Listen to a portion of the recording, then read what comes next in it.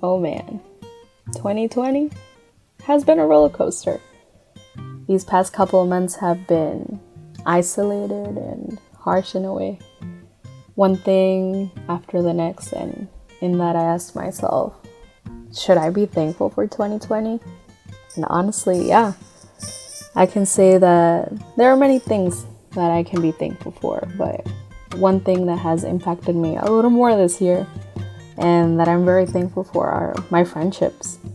In fact, the Bible gives us so many teachings and wisdom about friends and relationships. For example, in Proverbs 17:17, God tells us that a friend is always loyal and a brother is born to help in time of need. And that verse helped me reflect on those friends and, those friends who are your ride or die, your best friend, your sister, your brother from another mother. And if you just thought of anyone by those sayings, that they'll be there for you no matter what. This reminds me back when I was in high school.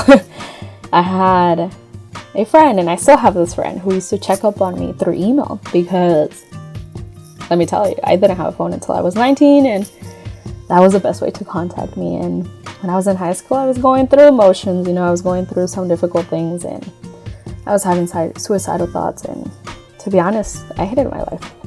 And I remember this friend, we had full-on conversations at whatever time of the day, 3 a.m.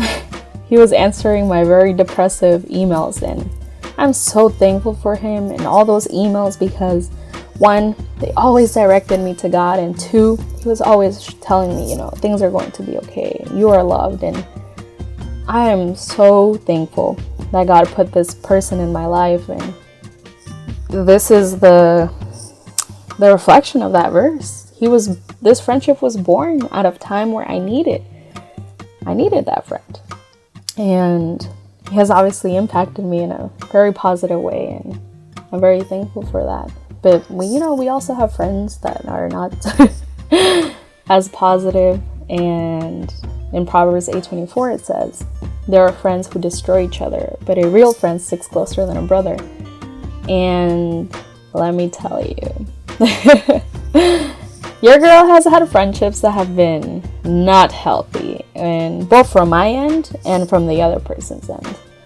Sometimes we can easily point and forget to look inward. So with that, I just leave you with, be careful in not being the friend who destroys but builds each other up. And the second part of the verse says, a real friend sticks closer than a brother. And I am very fortunate to have a friend who has become my brother, to the point that when people ask me, strangers, how many siblings do you have? I have 2 by blood, but I happily say 3 because he has truly become part of my family, which is through a special bond that was formed through our faith, and no one can take that away from us, And I'm very appreciative with my friends in general and the people that are in my life. But that doesn't mean it has always been like that. I've definitely made many mistakes, and as a result, some of the mistakes led me to being alone and losing many of my friends. And for other reasons as well, last year I found myself alone, and towards the end of the year last year. And in those moments of hopelessness and loneliness, I found that I had pushed God away. I had pushed him to the side and depended more on my friendships than I did God. And I ended up forgetting literally about the most important friend of all. And it's really subtle, but really dangerous, because it's hard to notice when you're becoming so dependent on your friends. And you cannot become so dependent on your friends, because it will take away from your relationship with God. And I'm not telling you, don't hang out with your friends, blah, blah. No.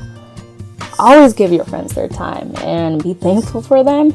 I'm just telling you, don't forget of the one who's the most important of all your friends, and that's God. Last year I turned to God and like never before, and I once again surrendered my life to him, and I started a relationship with God as if this man was literally physically living life with me.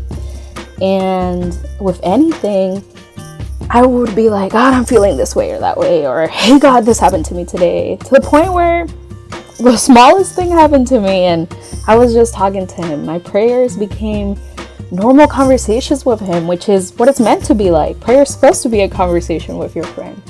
God reminded me that I wasn't alone, that I was just looking and seeking in the wrong places. And he's reminding you today that you're not alone. Even if times are different and you haven't seen your friends and can't hang out with them, he's here and he understands you. God is willing to be a friend like no other.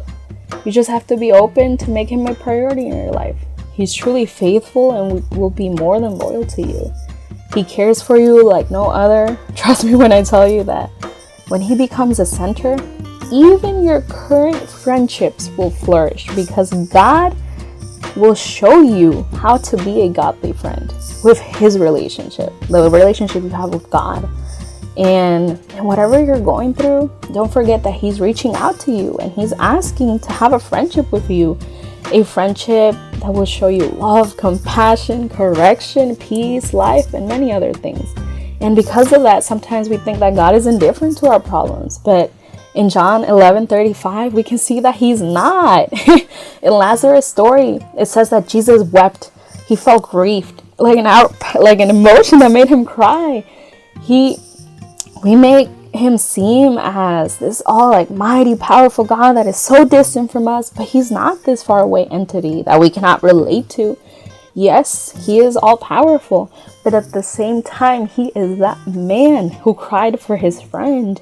Even in the Old Testament, we see evidence of God's friendship with Abraham, with Moses. If you carefully read, you will find out that God has always wanted to be your friend, that he cares about you. From the beginning, his intentions were to be friends with you. He cares, and he cares when you're sad, when you're happy, when you're distraught, whatever it may be.